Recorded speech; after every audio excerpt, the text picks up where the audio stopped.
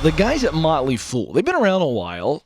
Here at Ramsey Solutions, we like those guys, good folks. But they came out with an article on USA Today, and I was looking at this. There's some data buried in this article. And I'm just going to dive into a couple of things here that these guys are writing and they found from their study. So there is a study that they are citing, and I am looking for the name of that. I'll try to get that to you momentarily. Oh, Rike. Work management platform Rike, W-R-I-K-E. They did a study, and they're pulling from the study in this article. Okay. Unhappy employees. This is going to be a real shocker, folks. Lean in. I love when I see articles and studies that validate what I'm saying on the show. It's kind of nice because I don't have a study. I'm just paying attention. Oh, and by the way, I've done this stuff. The stuff I'm teaching you all, I've done it. Unhappy employees rank compensation as the most important factor in making them happy. So let's get this. Unhappy people say that money is the most important factor in happiness at work. Now let's look at the opposite side of the spectrum. Employees who are actually happy on the job cite meaningful work as the thing that is most important to them. So happy people say meaningful work matters to me most.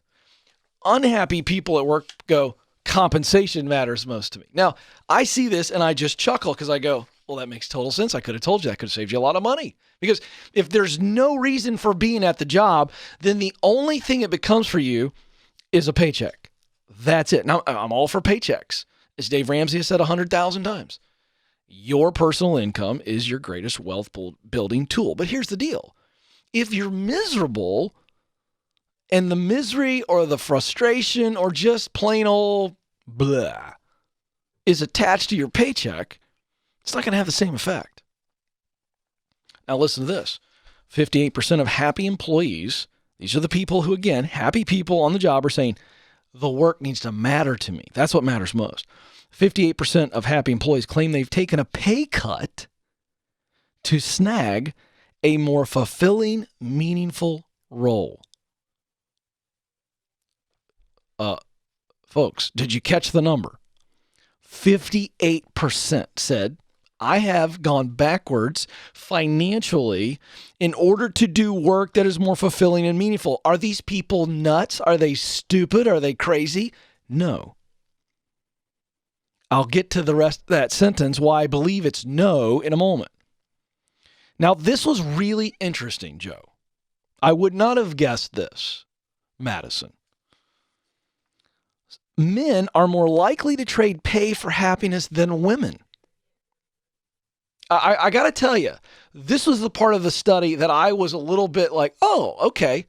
I did not realize that. Men are more willing to trade pay, meaning they will take less money as long as the work is meaningful to them. They are more likely to do that than women. Very interesting. Very interesting. There's something there. I'm talking to my marketing team that's behind the glass. Very, very interesting. And good on men, by the way. Good for you guys. Let me tell you why this is significant and why I'm surprised. This is significant and I'm surprised because men, more so than women, have their identity attached to their job. So it's really, really interesting. And I go, well, wait a second. When I think about that, I go, oh, well, that makes total sense. Because I've said this on the show before. Get this. When your work does not matter to you, the next step is, well, if my work doesn't matter to me, it doesn't matter to anybody else. Listen, here's the track. And if my work doesn't matter to anybody else, I must not matter. Joe, that's the slippery slope, right? My work doesn't matter to me. That means it must not matter to anybody else. And that means I must not matter. That's why Sunday night is a big spike in suicides. Folks, this is serious stuff. So men, I'm not surprised now. When I actually grasp it, I go, wait a second. Okay, that makes sense. That makes sense. Oh. Now, let's juxtapose all of this information with the fact that Americans spend through their life an average of 90,000 hours plus at work. Folks, that's the bulk of your waking hours, and you're usually in work mode. So, Is it a good investment to take a temporary pay cut to move into work that you love? Work that's not boring or stressful. And instead, let's do something that's exciting and engaging. And so here's what we know.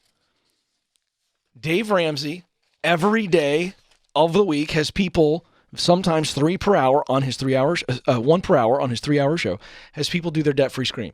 And almost every time Dave says to them, how much were you making at the start of your debt-free journey? And they give him a number. And then he says, how much are you making now as they get ready to do their debt-free scream? And the number is almost always higher. Why? Because of purpose. When people can get locked in on a goal, in Dave Ramsey's world, it's getting debt-free. In Ken Coleman's world, I want you to do the work you're created to do. When you get your eyes locked on that, good things happen. Money will come.